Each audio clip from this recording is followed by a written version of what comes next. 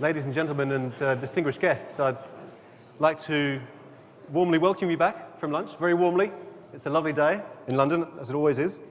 Back from lunch and back to the second session in the branding stream, if you like, of the UKTI China Business Day. You probably couldn't have helped but notice when you came into the room today the amazing tapestry on the wall behind you. The artwork right throughout Lancaster House, throughout the whole of the British Business Embassy over the next couple of weeks has been donated by the Crafts Council of the UK. This is by Grayson Perry, who is one of my favourite artists. Not this one, but one of his tapestries is even bigger than this one. It's about 15 metres long. It's a piece called the Walthamstow Tapestry. It's an illustration, if you like, of the 7 ages of man. And it's quite dramatic. But one of the things that makes it, I think, very dramatic is that at every stage of the life of a person's life depicted in the tapestry, he illustrates that with brand names. The brand names that follow us from the cradle to the grave, if you like. And the effect is quite strangely powerful and compelling. The artist himself is, well, I think understands brands quite well. I think he's probably slightly afraid of them. But as he says, he sees his work as almost like a religious fresco. When you divorce the names from the products and logos, you're left with an emotional residue, which I think is a really interesting way to talk about brands. This morning, we went some way towards giving the intangibility of brands something a bit more tangible, a bit more real. We're going to continue that this afternoon by, oddly enough, talking about brands in the digital space, e-commerce, m-commerce, and the way consumers today interact with brands through these media. Once again, we have a fantastic panel to help us in that discussion. I'm going to certainly be inviting everyone in the audience as well to take part in discussion, but before we kick off the panel session today, I'm very pleased to be able to welcome our first speaker for the afternoon, the Minister of State for Universities and Science, David Willets. Minister, if you'd like to take the floor is yours. Yeah.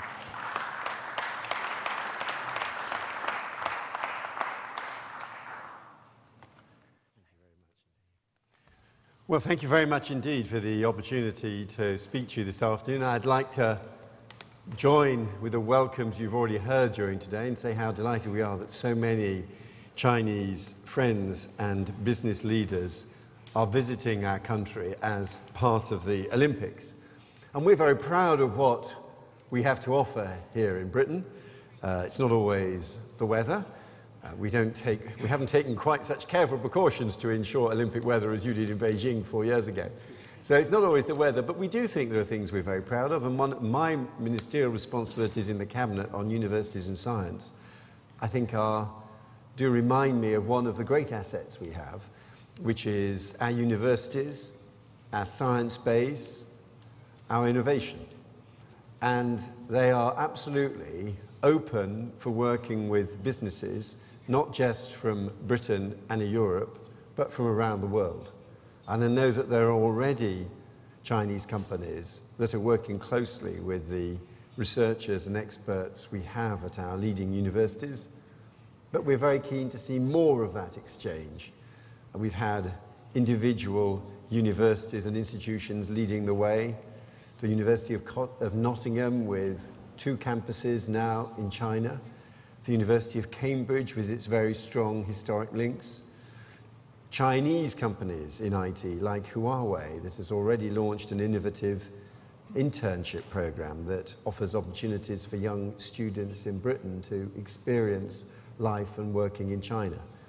So there are connections already, but we want to see more connections like that, and we see this conference today as an opportunity to make some more of those connections. This afternoon we're focusing particularly on IT. And this again is where Britain has some great strengths. They're not always visible on the outside, but they're certainly very important on the inside of a large amount of the smartphones, the mobile telephony, the IT systems that we all use. Yesterday we had Warren East, the chief executive of ARM, speaking to us, and the extraordinary inventions they have in ARM mean that they drive many of the most innovative, cutting-edge mobile phone devices. And it goes beyond that. We also have smart, well-informed, demanding consumers. We are one of the countries where e-commerce is the highest proportion of consumer spending. And good, smart consumers can drive innovation. We've got excellent designers who have helped shape consumers' perception of IT.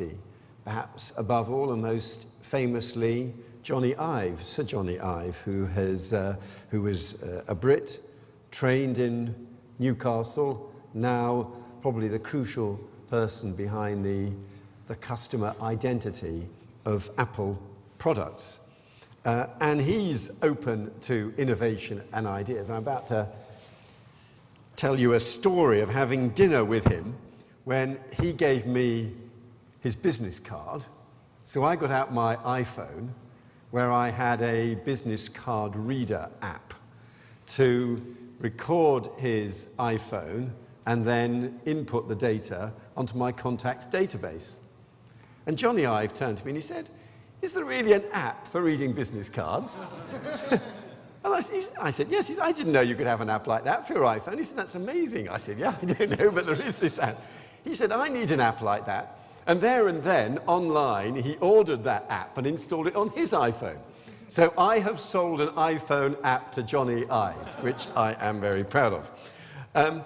But we have, with innovators like him, we have played a crucial role in design. And we are committed as a government to doing more to back these connections with, of course, the launch of the Digital Catapult Centre in the near future. I hope that now, in the course of the panel discussion that's about to start, we will be able to focus on some of the specific areas where there really are considerable opportunities for British and Chinese companies to collaborate.